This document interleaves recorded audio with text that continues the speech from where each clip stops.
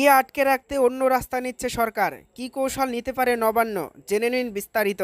বকেয়া ডিএ মামলা ঘিরে ফের উত্তেজনা তুঙ্গে। সুপ্রিম কোর্টে শুনানির ঠিক আগে রাজ্য সরকারের বিরুদ্ধে উঠেছে গুরুতর অভিযোগ। সরকারি কর্মীদের এক অংশের মতে ইচ্ছাকৃতভাবে দেরি করানোর জন্য রাজ্য সরকার নতুন কৌশল নিতে চলেছে।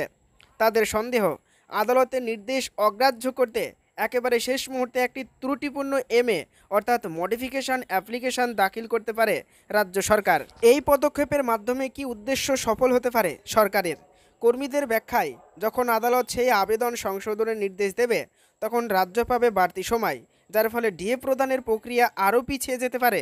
কোন কোন কৌশলের আশঙ্কা করছেন কর্মীরা?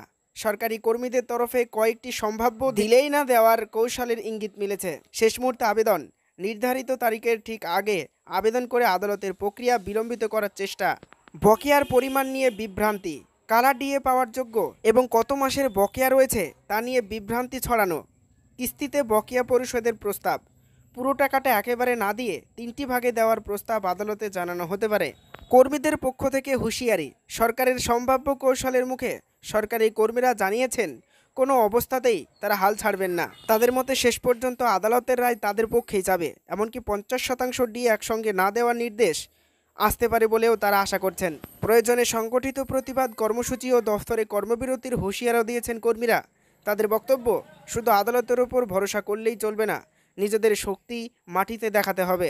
দুর্নীতি ও পক্ষপাতিত্বের অভিযোগ, তবে শুধুই বিলম্ব নয়, অভিযোগ উঠেছে আরও মারাত্মক। কর্মীদের দাবি, সরকারপন্থী কিছু ফেডারেশনকে বাড়তি সুবিধা দেওয়া হচ্ছে, যেমন বাড়ির কাছে পোস্টিং, অফিস আওয়ারের বাইরে বেরোনোর অনুমতি ইত্যাদি। এর মাধ্যমে একাংশকে সন্তুষ্ট রেখে বৃহত্তর কর্মবাহিনীকে বিভ্রান্ত করা হচ্ছে বলে অভিযোগ।